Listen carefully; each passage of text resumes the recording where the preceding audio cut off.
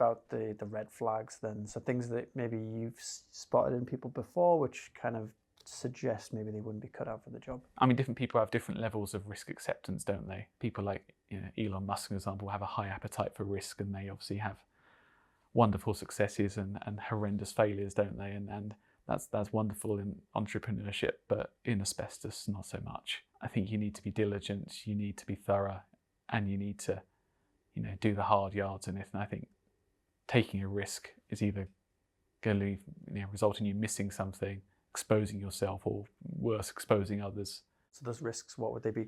Well, I mean, too quickly, not going into a room. Yeah, you say, I don't need to worry about that room. I've checked those 3 rooms. There's nothing in them. There's nothing in the 4th room. Tick that off and move on to the next one. So there's that type of risk. There are people that just go, it's just one sample. I won't bother putting my mask on for that. I'll just put a bit in the bag. That's fine. So you know, people that are putting themselves at risk. Yeah.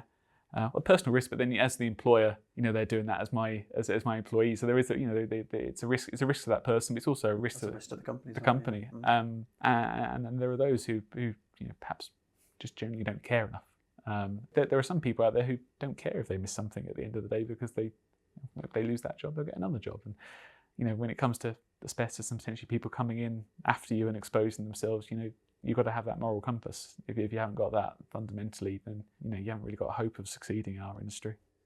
So maybe people who treat it more as a job as opposed to a mission and a career, and like something that's like a purpose, you know. Yeah, definitely. I think that's a good way of putting it, actually.